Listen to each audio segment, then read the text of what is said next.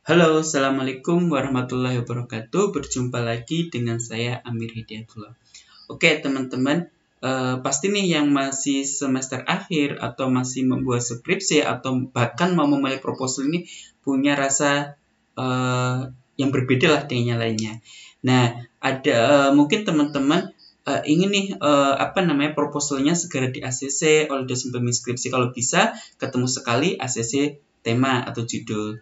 Nah, akan tetapi ketika pertama kali kita ketemu dengan dosen pembimbing skripsi, itu ada beberapa perasaan ya di hati kita. Misalkan saja ada yang sebagian merasa takut.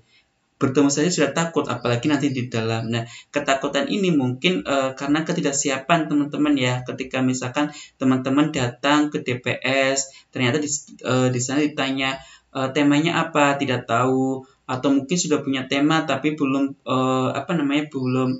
sangat paham dengan tema tersebut, atau mungkin sudah punya tema tetapi ditolak. Nah, teman-teman mungkin akan timbul rasa takut itu, atau bahkan teman-teman akan bingung ketika menghadap DPS, malah bertanya-tanya terus, Pak, bagaimana cara mencari artikel, bagaimana saya mencari ide penelitian dan lain sebagainya. Nah, ini dua perasaan ini itu disebabkan karena ketidaksiapan teman-teman. Jadi sebelum ketemu DPS, alangkah baiknya teman-teman sudah mempunyai persiapan ya yang mantap, sehingga ketika ketemu DPS teman-teman tenang, nyaman, dan ketika berdiskusi tiba-tiba mungkin tema atau judul teman-teman itu di ACC, kan sangat luar biasa ya teman-teman.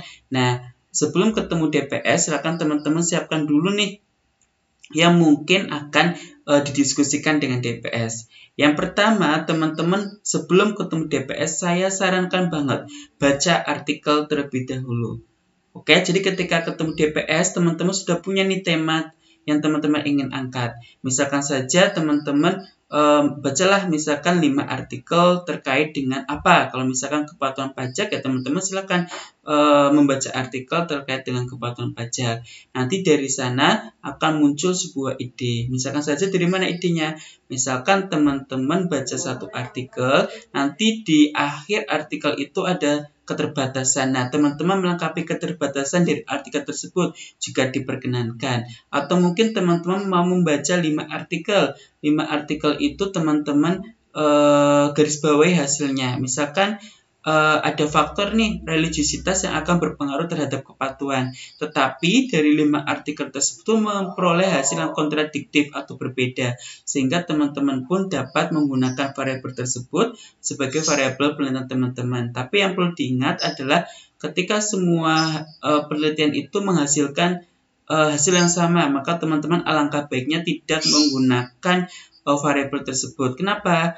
Logikanya seperti ini teman-teman, ketika teman-teman sudah tahu bahwa rasa cabai pedas, terus orang lain mengatakan cabai pedas, ketika diteliti kembali pun akan sama, cabai itu akan pedas. Maka alangkah baiknya ketika variabel yang sudah memiliki hasil yang sama tidak teman-teman pakai untuk variabel penelitian teman-teman. Nah, setelah membaca, teman-teman juga harus tahu nih kira-kira penelitian teman-teman ini bedanya apa ya dengan penelitian sebelumnya. Misalkan saja teman-teman menambah variabel, atau mungkin teman-teman hanya mengambil variabel yang kontradiktif tadi, atau mungkin teman-teman akan memperluas objek penelitian. Nah, ketika teman-teman menentukan objek penelitian di sini, teman-teman juga harus sertakan alasan ya, tidak boleh alasan secara pribadi. Misalkan saya memilih DIY karena saya kuliah di DIY, itu tidak diperkenankan. Atau saya memilih Cilacap karena saya tinggal di Cilacap, itu pun tidak diperkenankan. Oh, saya memilih Solo biar aksesnya mudah, itu pun juga tidak diperkenankan. Akan tetapi alangkah baiknya alasan ini tuh disertai dengan data yang ada. Nah, jadi teman-teman sudah mantap kenapa memilih objek tersebut.